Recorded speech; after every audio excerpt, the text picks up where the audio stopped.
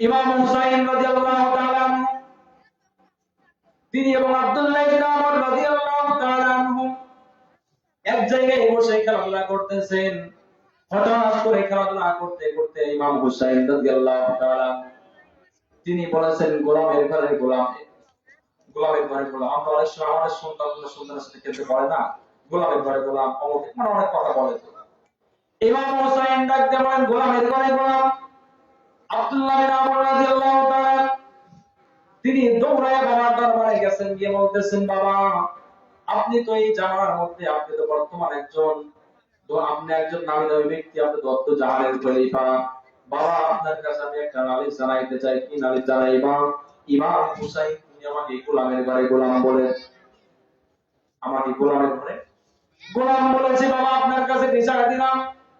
এইবার আমিরুল মুজাহিদিন খলিফাতুল মুসলিমিন হযরত ওমর রাদিয়াল্লাহু তাআলা আনহু বললেন, ঠিক আছে চলো আমি ইমাম হুসাইনের কাছে যাব। ইমাম হুসাইনের কাছে গিয়ে বলতেছেন, ওগো ইমাম হুসাইন, আপনার কাছে আমি আসলাম আমার সন্তান কিনা, আপনি নাকি আমার সন্তানকে গোলামের ঘরে গোলাম বলে আখ্যায়িত করেছেন। হ্যাঁ গোলামের ঘরে গোলাম বলেছিলাম, বলেছে এই কথা আপনার জবান দিয়ে বলেছেন, আমি আজকে লিখিত অবস্থায় নিতে চাই। আমার সন্তানকে গোলামের ঘরে গোলাম আপনি বলেছেন, যেন হাসরের ময়দানে আল্লাহর সামনে দাঁড়ায় বলতে পারি আমার সন্তানকে ইমাম হুসাইন গোলাম বলে আখ্যায়িত করেছিল। সুবহানাল্লাহ। সন্তান ডাক দেব, বাবা কেমন বিচার করলাম, কেমন বিচার চাও বাবা?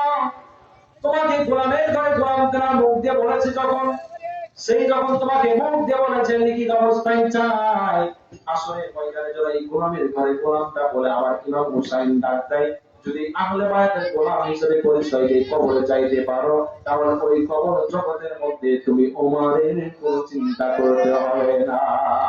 সুবহানাল্লাহ।